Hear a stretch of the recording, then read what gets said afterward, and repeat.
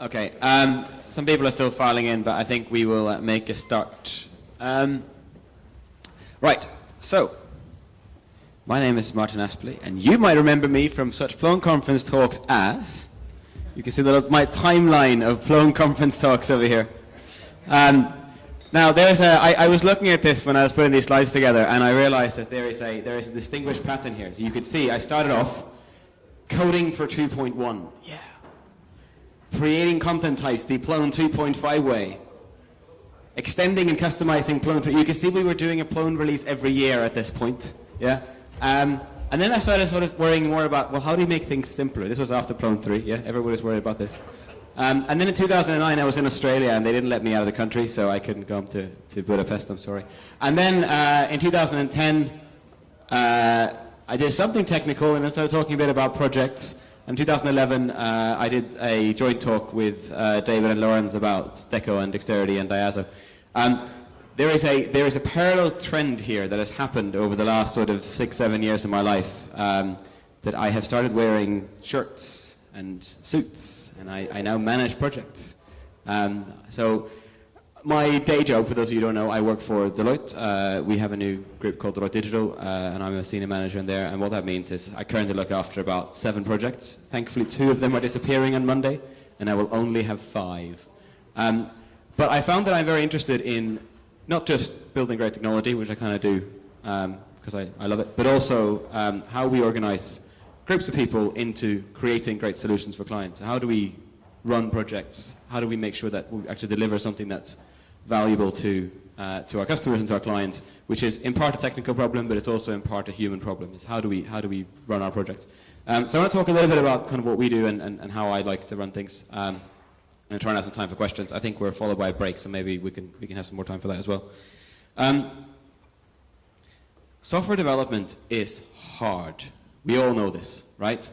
We all do software development, most of us. Software development is one of those things that our clients don't really understand just how hard it is sometimes. Doesn't matter what technology you're using, whether it's Plone 3 or Plone 4, software development is difficult. Because customers don't know what they want, right? We know this. So we get requirements from our clients, like, yeah, I really want a website and it needs to just be like awesome. And then you sort of go, well, what does that really mean? There's a quote up there from Henry Ford that, if I'd asked my customers what they really wanted, they would have said a faster horse. We can't really expect our clients to kind of imagine the state of the art or the possible of what they really want. So we have to kind of admit this. At the beginning of the project, we don't really know what we want. We have an idea. We have maybe a problem we're trying to solve. I need more customers to my website. My mobile experience is terrible. But actually, what they actually want is a bit harder to get hold of, certainly at the beginning. The other thing that we're not always kind of that willing to admit, but which I think is very true, is that developers don't really know how to build something at the beginning of a project. We might all know Plone, but we're going to integrate with this database, and it's got to have this, this sort of special responsive design thing that maybe I haven't done before. So at the beginning of a project, we all feel a bit like this. We're like, oh my God, this is going to be a bit scary. At the end of the project, however, when we've gone through it all, we feel a bit like this. We feel like Superman. Because we've done this, and it was really great, and if only I had another project that was exactly like the one I just did, I could do it perfectly. And of course, that never happened, so you go back to this. And even if we do actually know what we want, and we know how to build it, things change, right? How many people had a Nokia phone in like circa 2004? How many people have a Nokia phone circa 2012? Yeah, what happened? The iPhone. Exactly. I'm sure Nokia had lots of very, very great developers, but things change outside of your control, right? And it's just really hard work. Like, we work long hours, it's difficult, we get stuck on problems, the damn violet doesn't register in the browser layer, Jesus, it's really hard. And there is other reasons why software development is difficult, and I think we just have to kind of accept this as an industry, as people who build software, whether it's Plone or not, that actually what we're doing for a living is actually fairly complicated. And kind of, if you look outside in the world of how people are running projects, Agile is kind of the latest buzzword. So I think people have been doing Agile for a really long time, and certainly, I've been doing it for, the last sort of 10 years or so. But Agile started out as kind of like a secret underground kind of buzzword thing. It's a bit like Python, right? And then it sort of became sort of like people put upon it, and there was a long time when I went to clients and I talked to them about how we did development. They're like, don't mention the A word. because as soon as I said that, they thought I was a cowboy, I didn't know what to do. These days, clients come to me and they say, can you help me be more agile? Can you help my development team be more agile? I hear it's the latest thing. It's kind of gone into like buzzword world now. But actually, agile is really simple. I know there's been a couple of other talks about it, but agile is really all about people, right? So we're delivering a project, and we're delivering a project with some processes, right? How do we run our projects? And some tools, like, we got build out, and we got an IDE, and we got all these things. And technology, which in our case, might be Plone and things that we're using. And all those things are important, right? But you might find that you haven't got maybe the perfect set of technology for a task, or you haven't got the optimal development process or whatever. Actually, if you've got a great team and you've got really, really good people, then they'll overcome those problems and they'll deliver a successful project. And what Agile is sort of trying to do is to put people at the heart of what you do. So, defer decisions to the people who know what they're doing, and try to empower people to make the right decisions at the right time. So, when they have the best information.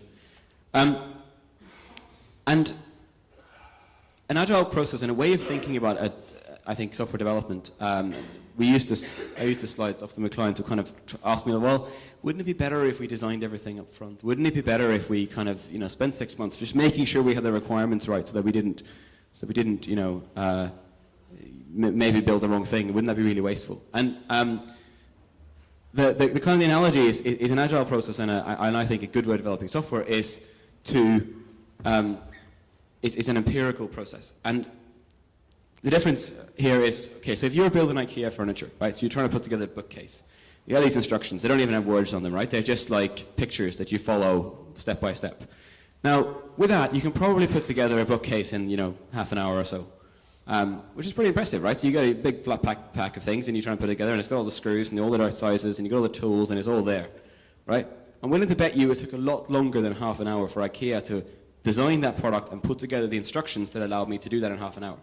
But it makes sense when you're trying to build IKEA furniture, because you've got, basically they're designing that once, so a huge investment in the design of it, but then they can execute that process 1 million times over. They can sell 1 million bookcases, and 1 million people can put it together really, really quickly, right? A sensible trade-off. But software development isn't like that, right? So what we do is every time we solve a new problem, every time we build something is different from what we built before. And we have some tools, and we kind of know broadly the outlines of what we're doing, but it's different every time. Even if you're writing Plone code, it's different every time.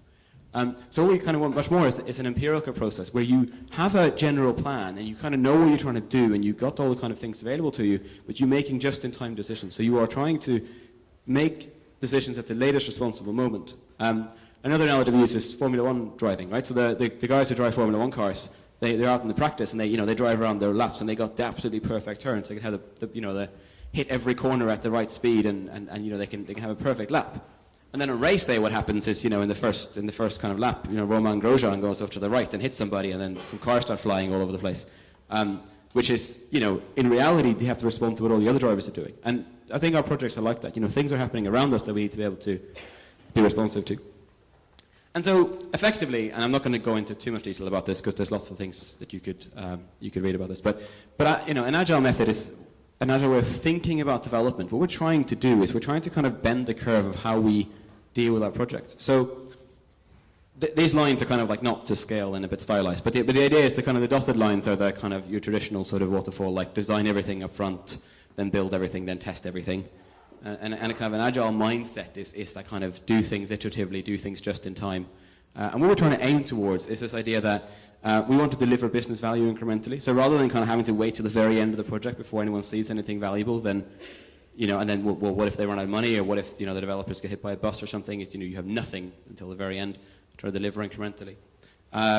We want to provide visibility all the time, right? So when new clients kind of see progress, they get a warm, fuzzy sense of comfort. If you show them so we're 2 weeks into the project, and yeah, listen, we haven't built that much, but actually, you can log into the site, and we've got a couple of your content types up here, and the theme, it's not polished yet, but it's got kind of the major elements in place. Look, we've got the layout sorted out. That kind of regular bit of visibility is incredibly encouraging, and that gives you feedback, right? And that feedback from customers and from your teams and from people you might test it on, if you manage to go out and do things like user testing, gives you information that you could use to improve what you're building as you're going along. So, certain things regularly. You want to kind of manage your delivery risk, right? So if it's kind of the inverse of the first one. So if you wait till the end until you've done everything, then you kind of carrying all that risk towards the end. So you can never really be sure it's going to be okay until you've got to the end of the project, which just terrifies people, right? And that's when you end up with these kind of like death march projects where like, well, we put so much money into this and it's not finished, but we just need to put another, £1 million into this because we only put 5 million into it, and well, we can have nothing for 5 million or something for 6 million. It seems like a good investment, right? It really isn't. And kind of the last point is, because we know the things are going to change, because we know the clients don't actually know what they want at the beginning of the project, we want to defer decisions so that we have adaptability as long as possible. Yeah, so like, some decisions you need to make up front, like are we using Plone or are we using Pyramid, right? That's an expensive decision to change once you've made it, because you build everything on top of that. There's some other decisions like, do I kind of order these fields in this sequence or that sequence on the content side? It doesn't really matter. You can make that decision just in time when you have the best information, when you've been through the project and you've iterated around it a few times with your clients, so that they actually start to see and they give you feedback and say, oh yeah, well, you know what, in my organization, it turns out that this particular field, everyone just has to type that in first because it's just the way we've always done things. Oh, well, let's put that at the beginning of the form then, So that's kind of the why, and I'm going to come back to a little bit about how, but I think, so how many people here are kind of running a consultancy or, have clients to which they have kind of a contracted relationship versus being an in-house team? Some people are kind of consultant, yeah, so most people. So if you're an in-house team, the next few slides you might find a bit boring, but one of the things that certainly I found, and I mean, I work in that world, yeah, so like I have big contracts with big clients that kind of need me to build things for them.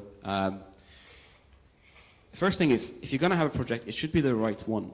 So, as a business, is this a project you should be doing? Does it play to your core strengths? Are you good at this stuff? So like, if they want you to go and build a Drupal site, maybe this isn't the project for you, even if they're offering you quite a lot of money. Be honest, like, is this what you're good at? So what's your sell? How are you going to deliver more value than the next guy who comes along and bids for this contract? I think that's fairly obvious, and for us it's probably easier because people come to the Plone companies because they want Plone, but you might be going and pitching for something where they're kind of not sure whether they're going to go with like a LifeRay or a Plone or a kind of maybe some sort of something fairly different, like a sort of SAP portal, and you got to wonder like, that seems like a bit of a strange mixture.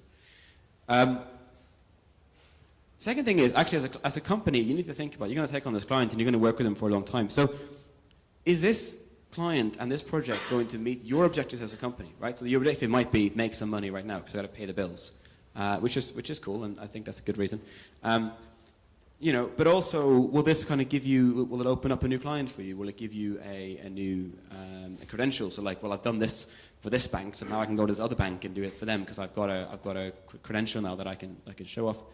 And will you learn something, right? So I think a lot of people kind of underestimate this. It's like, well, you need to grow your skills and grow the skills of your people. So maybe what you might do is take a project that's, a little bit outside of your comfort zone, but it's because you want to learn about, a particular technology or a particular industry or a particular way of working, right? So you're trying to then hone in on the sort of the work that you want to do, and then you're going to ask yourself, what is your size as a supplier relative to the size of the client, right? So I'm willing to bet most Plone companies are kind of in the 5 to 20 people sort of size. Yeah, does that sound about right?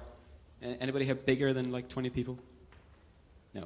Right. So I think this is a bit of I don't have any data to back this up yet, but I think if you are dealing with a company that is like more than one order of magnitude bigger than you, or like, multiple orders of magnitude bigger than you, so you're a 20-person company, you can work with kind of clients that have hundreds of employees. But when there's like getting like thousands of employees, it starts getting a bit painful.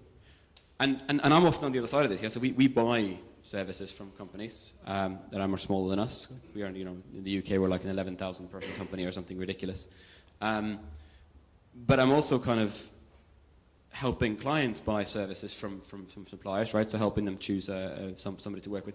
And if there's kind of more than that one order of magnitude, you start getting problems like the processes that those clients expect you to have in place are just not there. The things they ask you for to fill in like the RFP form just don't make any sense. Like they expect you to have a level of insurance you might not have. They expect you to have an invoicing process they might not have. They might take you a really long time to pay you, right? So they have like 60-day payment terms minimum. And you're like, oh, I got to pay the bills here.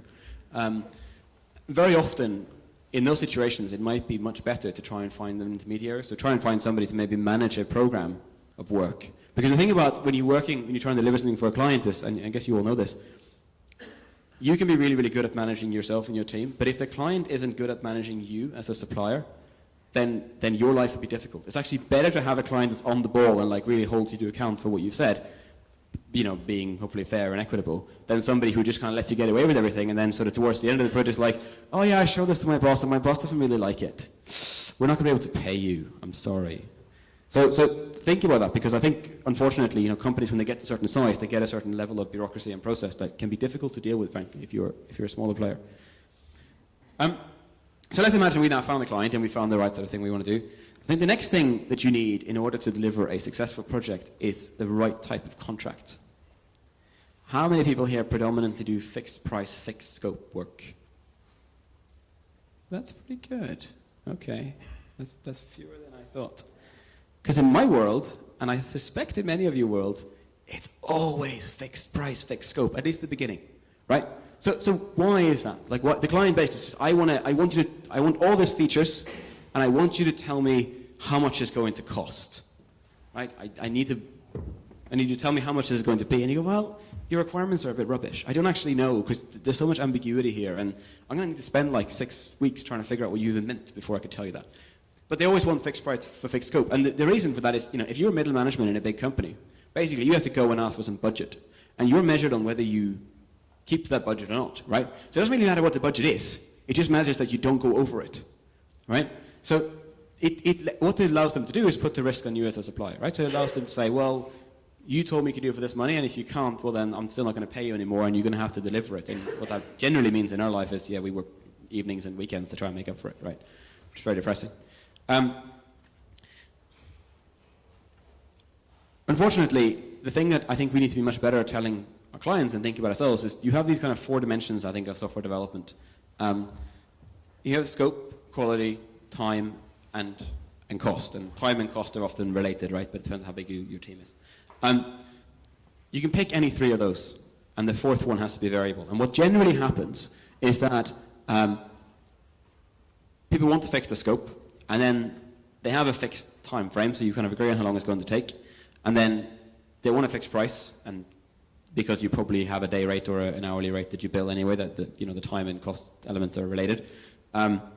What they don't see is the quality, right? So we've all written the really, really horrible code that allows the project to go out on time, and we scrape past, unit testing, and but we don't write our automated tests, and we don't kind of tidy up the HTML and make it maintainable or anything. So quality suffers. And actually, if you're talking to a client, you can have a very grown-up conversation about this and say, if you're asking me to commit to this kind of fixed price, fixed scope thing, what's going to happen is if push comes to shove, I'm going to kind of do the stuff that you can't see very easily, which is the maintainability, upgradability, the kind of the solidness of the solution that they end up paying for later. And something like 80% of the cost of most software solutions is incurred over their lifetime, is incurred in maintenance, not in development. It's just that's the thing that nobody sees at that point in time, right?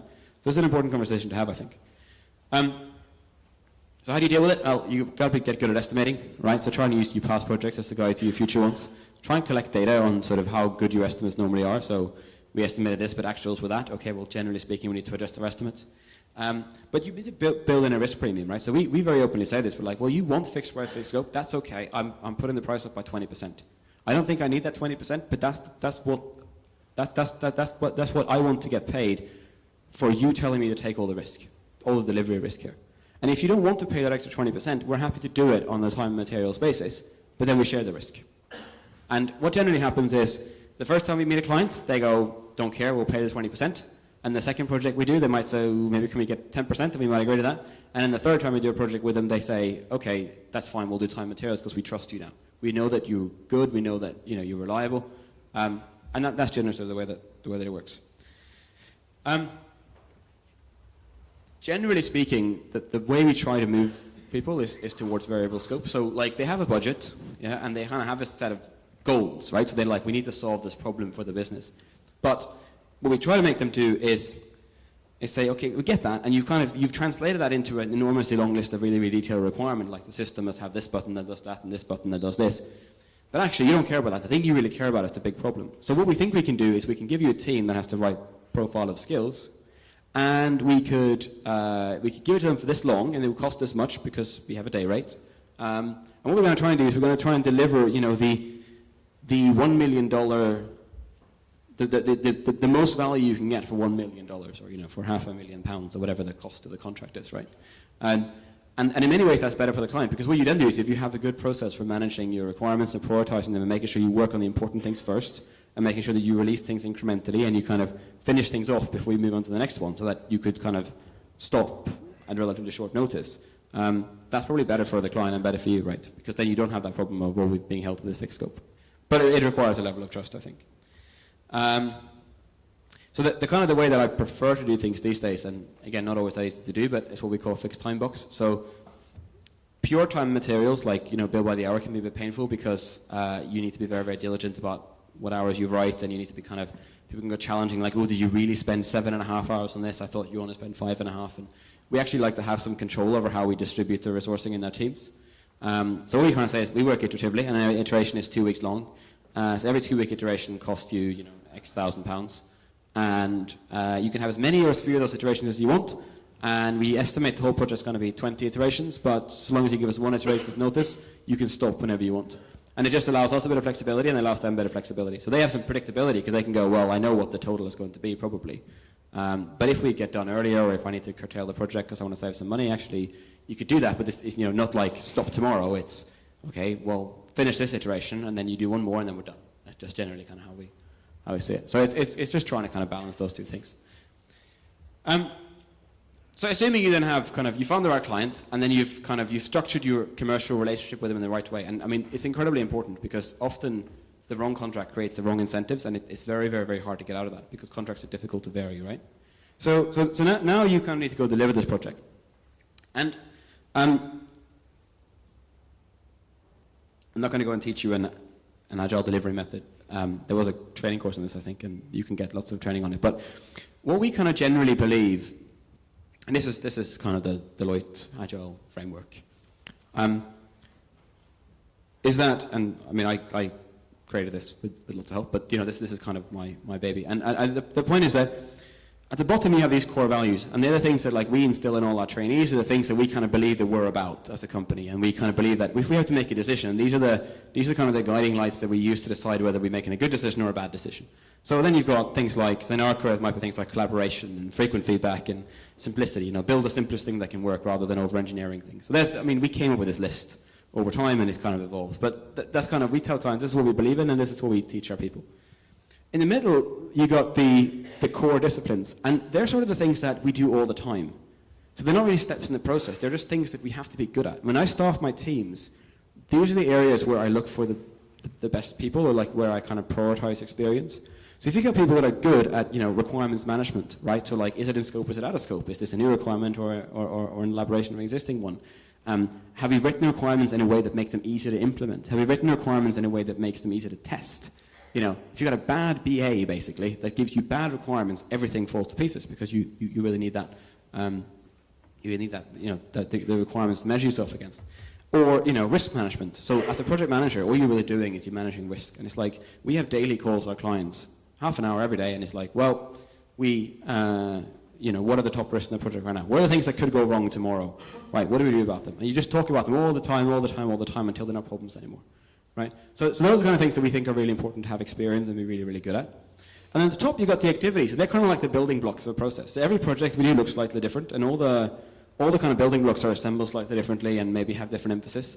But generally, there's some sort of like ramp-up phase where we kind of sort out the kind of baseline requirements, and we get the team on site, and we meet the client, and we kind of figure out what they're doing, kind of 2 to 6 week type thing. And that's kind of those first 2 boxes. Generally, and then, you know, we go into an iterative delivery cycle, generally 2 or 4 week long iterations of work, and in each one of them you do some planning, you do some building and testing of stuff, and you do some delivery. So you demonstrate it, put it on a test environment, and then towards the end you hand it over basically to the client. So fairly simple, and this is fairly standard. So what this normally looks like in practice is something like this, which is a bit like Scrum. Who's heard of Scrum?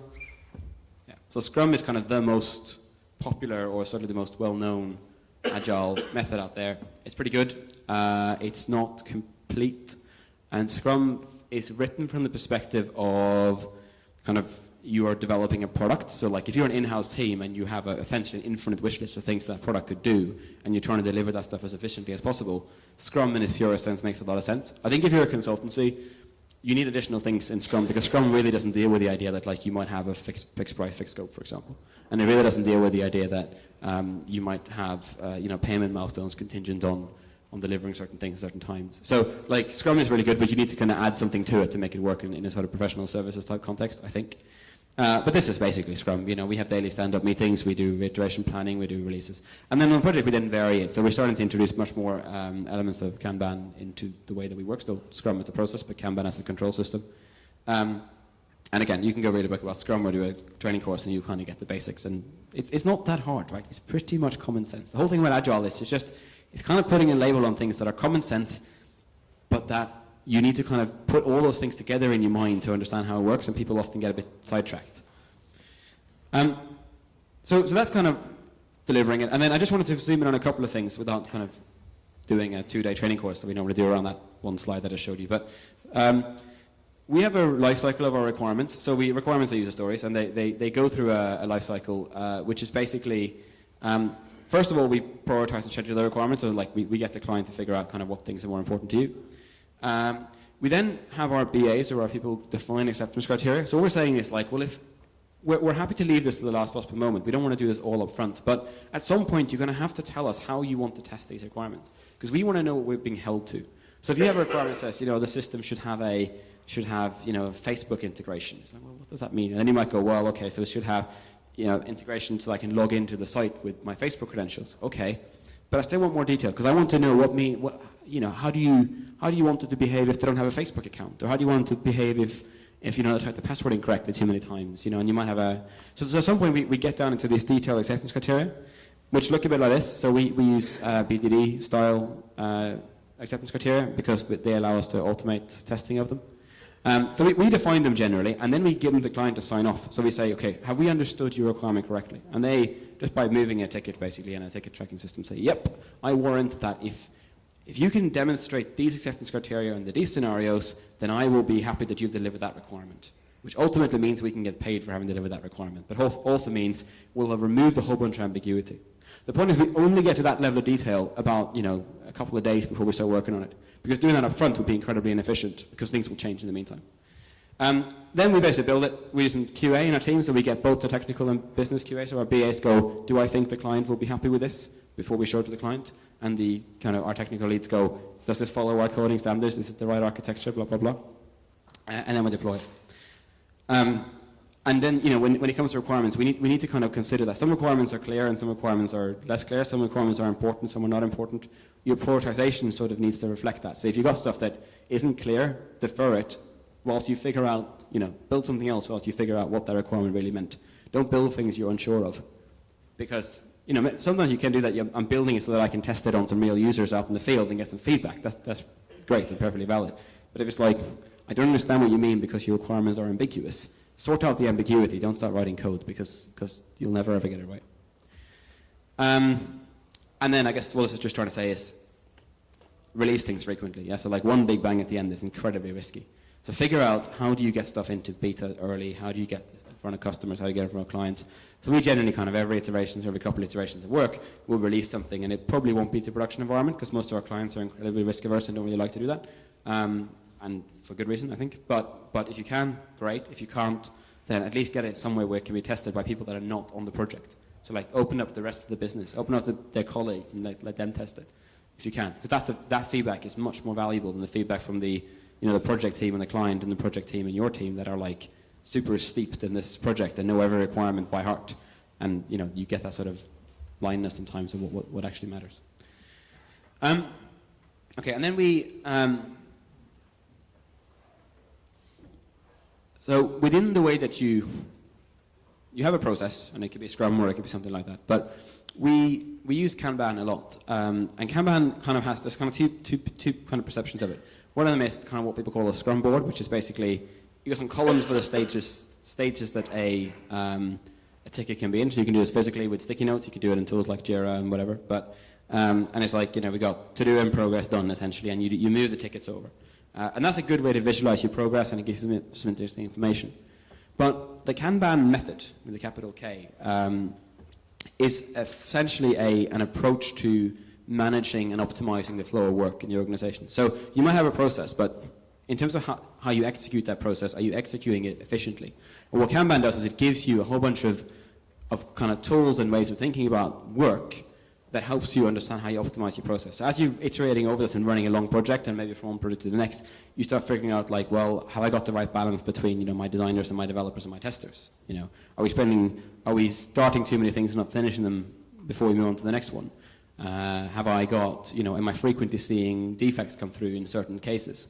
Have I actually got 3 different, you know, am I doing a mixture of kind of production defect fix and new work? Well, how do I balance those 2 things? Have I got the right kind of profile between those 2 things? So there's a book called Kanban by a guy called David J. Anderson who kind of invented it. So it's worth reading. It gives you a lot of insight into kind of how you optimize a delivery process, and it's a fairly sort of scientific approach to it. I think it's quite interesting. And I'll touch on it in a minute. And so I went on a training course with David Anderson, very interesting guy, and I really like this. He sort of said, you know, there's an agile decision filter. So if you're trying to make a decision in your project, or, you know, decide what's the agile way of thinking about this versus the kind of unagile way of thinking about this, the implication being an agile is good. The first one I think is most important. So are we making progress with imperfect information as opposed to delaying to get perfect information? Because most of the time in a fast-moving world like ours, and in software development, which is subject to high uncertainty and high variability, so, you know, we don't know the requirements, we don't know how to build it, that stuff, it's better to try to make some progress with what we know now than to wait indefinitely until we are absolutely certain about everything, because you never be absolutely certain. And you know, the effort to get certainty is kind of the same as the effort to build it. So I think that's kind of an important way of thinking about it. The other thing is, are we building a high trust culture? So are we actually encouraging trust between us and the client, within our teams? Do we kind of believe that people are genuinely trying to improve and deliver the best possible outcome, or do we kind of treat our employees with disdain? And I suspect that's not really a problem for many Plone companies, but even so, that kind of idea that, like, well, if things went wrong, it's probably not because the individual was slacking off or because he was malicious, but there's probably something about the process and the way we're working that needs fixing. Right, and then essentially what a project might then look like is, this is kind of, I guess, on our phases. So we would kind of have a mobilization phase for like 2 to 6 weeks, kind of get us ready. And often what we'll do is we'll kind of fix that, so we'll go, okay, we're going to do a 6-week kind of time-boxed, smaller team, get in detail, understand your requirements, and we're going to give you an estimate now what we think the rest of the build will look like in terms of cost and time. But at the end of that 6 weeks, we're going to confirm. So we will have done, you know, we will have driven out some risk, essentially. And the way we do that is we build an executable architecture. So we try and build, essentially, a proof of concept, like with the moving parts. And we try to have a route to live with our code so we can actually, you know, have we got all the environment stuff set up. So that when we start building, you know, we're not solving those kind of basic problems. And so that if there's an area we're really worried about, like, ooh, okay, we need to integrate SAP here, we've never done that before, well, let's do a little proof of concept to figure out how complicated that is before we really commit to the rest of the build, right? And then we do iterative delivery, N iterations, it really depends. And within each iteration, you know, we have these kind of daily stand-up meetings, and we have these daily calls with the client, the daily meetings, where we talk about the risks and issues and dependencies. So they're like, well, these are the current issues we have, like, you know, you haven't given us a test environment with your legacy systems in them, therefore we can't test, therefore we can't build. That's an issue, we need to fix that now. These are the risks. We need that test environment next week. We don't think it's going to be there. It's going to delay the project. What are we going to do about it? And the dependencies, which are kind of, you know, you need to provide us with an interface spec for this system, or you need to give us, you know, access physically to your building, or get us into your data center, things like that, by this date. And if you miss that, it's going to have an impact on the project. So putting that, and we put it in our issue tracking systems, right? So all this stuff we put in Jira, basically. And the idea is, like, you put it up there, it has audit history, people get notifications when they change. It's really, really simple. It's just a little dashboard, but it just, you know, when it's right in front of people and they see it every single day, they do something about it. If you send them an email, you know, going, ooh, yeah, I'm really worried about the test environment not being available next week, and then you kind of never get a reply, and they're like, oh, well, I didn't see that email, or I kind of forgot about it. And it's like, well, now we have a problem. But that's not good enough, right? Because the client, you didn't manage the client in that case.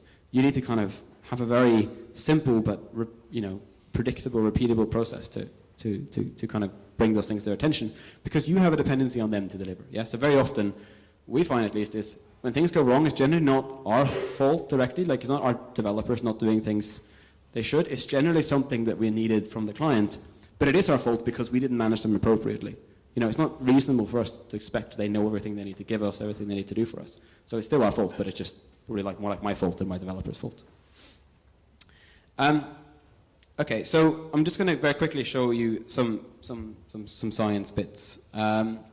So this people might have seen before. So basically, the idea is you estimate things in stories and story points, or kind of relative measure of size. You prioritize them in business priority order somehow. And again, if you go and read a book about methods, you'll kind of get this.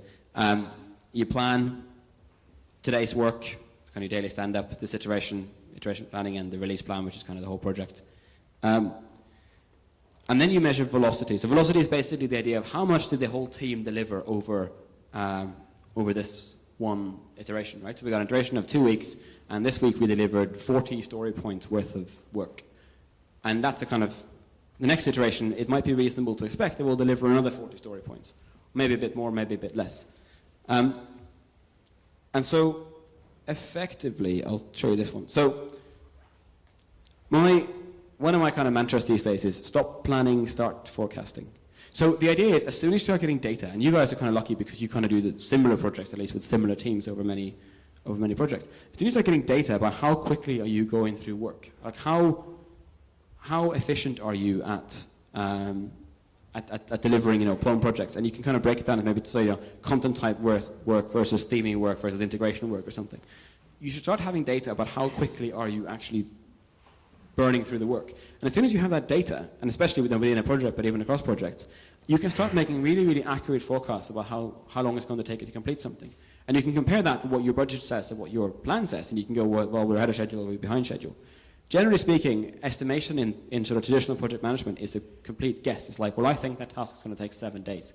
But we actually have the tools and the ability to use past performance as a guide to future performance and forecast. And so you can use things like, this is a cumulative flow diagram, and again, it's kind of a Kanban concept. But the idea is sort of showing you how much is in each state, to do in progress done, essentially, at each time, and you can see it kind of moves up. And actually, what you then get is this, this is what a normal project looks like, right? So that's saying that it's kind of the slope on that curve is the rate of completion, and it normally is an S curve. So it just says that, you can kind of approximate an S-curve with a Z, which is what this is doing, because it's hard to kind of work out the formula that lets you draw the exact S-curve of a real project. But generally speaking, in the first kind of 20% of your project, you'll be going sort of fairly slowly, and you kind of your rate of completion will be lower. You'll be a bit slower, because at the beginning of the project, you haven't got all the stuff in place, you're still figuring out the client, the requirements, blah, blah, blah. Then in the kind of middle 60%, you'll be a lot faster, because you're now in the flow of things, the team is working, you've kind of figured out all the basic stuff, it's all about just delivering. And generally speaking, there's some empirical evidence towards this that says it's about 3.5 to 5 times faster than you were at the beginning. And in the last 20% you slow down again, because now you're dealing with all the last minute defects, and you're trying to get it screw it into the live system, and it's kind of some things are not working, and you're distracted, and you've kind of maybe got the niggly bits of requirements left that aren't quite as easy to kind of knock off. So if you kind of got, and if you can work out what this looks like for your typical project, right? So you work out kind of what is your normal rate, and what are the ratios in particular, because it can obviously vary by team size in terms of absolute numbers.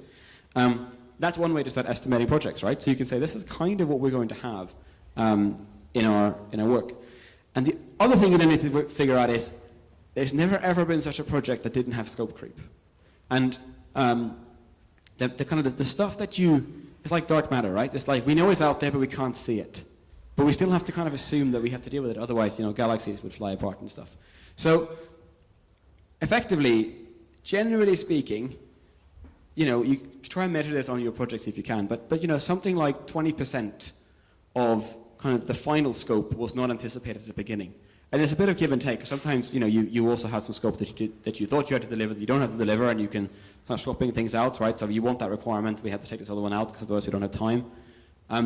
But this always happens. And if you can figure out kind of how much does it actually happen in my projects and in my domain, right, so Plone development for universities or whatever it is that you do, then you can start getting incredibly good at forecasting these things. And that's when you can start doing things like fixed price, fixed scope contracts, because you start actually understanding with some level of comfort how good you are at estimating, and you start understanding kind of where does other stuff come from. And it's a mixture of new requirements and things that things that things that you just didn't anticipate, you just forgot, you didn't think about it, right?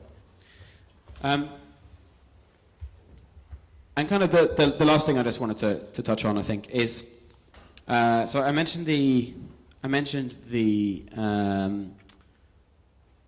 kind of behavior-driven development style stuff. So you write your acceptance criteria, your detailed acceptance criteria as given, when, then. So it's kind of given something, some sort of precondition, given that I'm on the login page, when I enter a correct username password, then I'm logged into the system, right? Given I'm on the login page, when I enter an incorrect username password, I'm shown an error message. Simple stuff like that, right? That's how we kind of define the detailed requirements. And like I said, we generally write them, get the client to sign them off. The reason we write them in that particular syntax is because there's a suite of tools that allow you to automate testing of that. So you can write, and we generally use like Selenium type stuff for this, to kind of simulate that behavior. And if you can manage to tie the tests, the test that you write, so you still want to write like unit tests and stuff, but if you want to write the integration tests that you write, if you can align them to the requirements as the client actually signed them off, that's incredibly powerful. And so we built this tool called Courgette, and it's available in Java and Python. Is ASCO here? No, so ASCO Circa basically has taken over the Python version of it. But effectively, it's fairly simple, but what it does is it kind of gives you a way to get those things out of things like Pivotal Tracker and Jira, where we maintain them, into your code base. You kind of fill in the blanks in the test, right? So like the test case says, given I'm on the login page, that translates to me writing some Selenium code that starts up SOAP and puts me on the login page or whatever. When I enter an incorrect username password, well then some Selenium code that does that. Then I see I see an error message, some Selenium assertion that checks what the error message on the page says, right?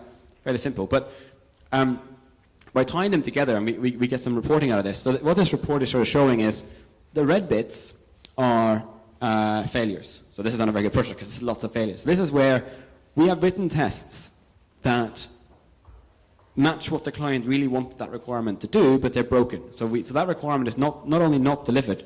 Asko is here. We're just talking about you. It's not only not delivered, but it's also broken, right? So like you thought we'd done this, but it's broken. So it's typically a regression. But the black stuff, and there's a few other things here about things like being mismatched or whatever, but the black stuff is generally stuff we haven't built yet. So that scope that we haven't delivered. So this map shows you like the entire project, and the sizes of the squares is proportional to the size of the requirement. And so you go like different areas of functionality, and you can look at this from afar. You can go, well, this project is probably about halfway done, but it has lots of problems, right? Because it's like about half of the blocks are filled in, but like also about a third of them are broken. And so what you want to try and do is kind of have this dashboard type reporting, and it's about that idea of showing visibility, that you've got, as this thing starts all black beginning of the project and gets sort of more and more green, hopefully, and starts filling out, you start getting ideas about how complete is the project. But the important thing is we're automating the regression testing of stuff the client really cares about because they signed off or they wrote those requirements. And I think that's a really powerful idea because that's when you start getting into things like UAT phases and you have 3 defects drop out rather than 50 because you've actually tested the right thing all the way throughout. And I think that idea of building quality in from the beginning is the thing that saves you more time and more pain with the client and more agony than pretty much anything else. That make little bits of progress at a constant level of quality rather than rush to finish the scope and then fix all the defects at the end. So that's Courgette, and I think it's interesting. It's not the only tool that does this, but it's the one that we wrote, so we like it. I had a couple of other things, but I don't think I really want to go into it. I think we've got a couple of minutes left. Are we done, pretty much? Yeah, okay, so we're done. So I think there's a break now. There's a couple of things that might be interesting to read. I'm going to hang around here if you want to ask any questions, but I think there's a break time for about half an hour. An hour. Oh yeah, perfect. So come and find me if you want to talk about anything. Otherwise, thank you very much. Cheers.